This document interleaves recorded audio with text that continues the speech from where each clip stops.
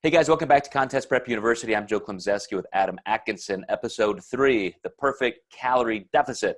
I want to backtrack a little bit on the plan that you gave for me as a case study, Adam. And you have my carbs at about 270, 275 grams. You put fat at about 60. And without even doing the math, let me see, 5, 40, 23. You've got my fat intake probably around 25, mid 20% range. But you still have, which is good, but you still have a lot of carbs in there for energy. And a lot of people would say, man, you can't lose weight on 275 grams of carbs. You gotta cut that back a little bit. Why are you being kind of moderate, keeping carbs in at a good level and fats moderate to moderately low? Yeah, basically to stimulate metabolism as much as possible. So the higher I can keep somebody's carbs within reason and the lower I can keep their fat, the better of a thermic effect we're going to have between the protein and the carbs that they're eating.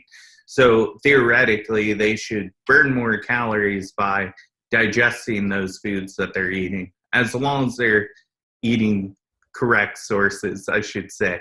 So, if they're just kind of filling up on a bunch of sugar, we know there's not a huge thermic effect there, but they can still lose weight as long as that initial calorie deficit is met.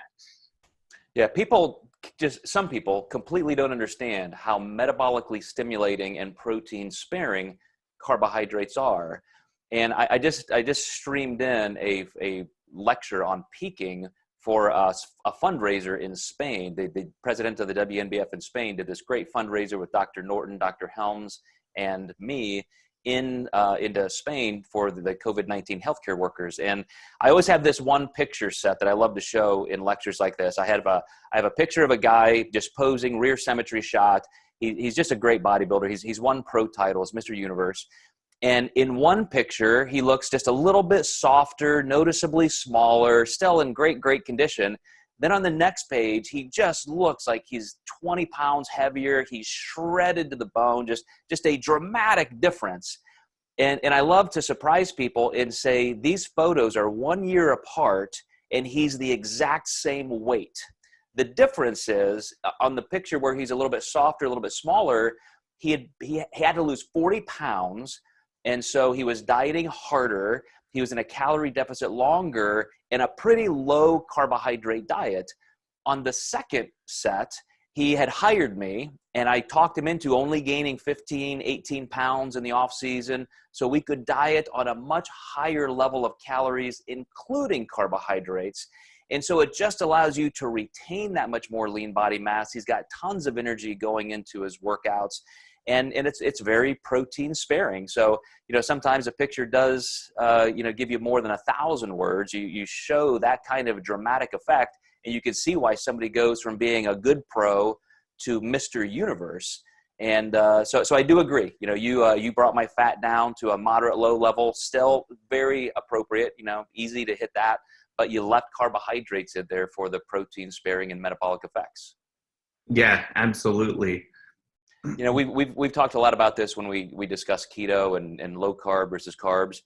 And again, it's just, there are certainly different poles on the spectrum that you can move toward, but because the research is as clear as anything you could find, having the most amount of carbohydrates you can use and still reach your goals is always going to be best, in my opinion. And I think you kind of find the same thing with your clients, right? Yeah, you always use that as a framework, but then as a coach, you're still adaptive to your client's needs. But I like to not back myself in a corner and say I'm always a high carb coach or, never a keto coach, because I know you and I both have had successful keto clients before. So it's just really about framework and then being adaptive from there. Absolutely. All right, guys, stay tuned. We're going to get into some of the nuances now, returning back to calories versus cardio. We're going to also talk about the phases of diet. And Adam just mentioned right here that we have to be adaptive as coaches and read the room, so to speak, see exactly what's happening in each client. And we're probably going to be making different decisions with each client based on their genetics. So we'll see you next time in Contest Prep University.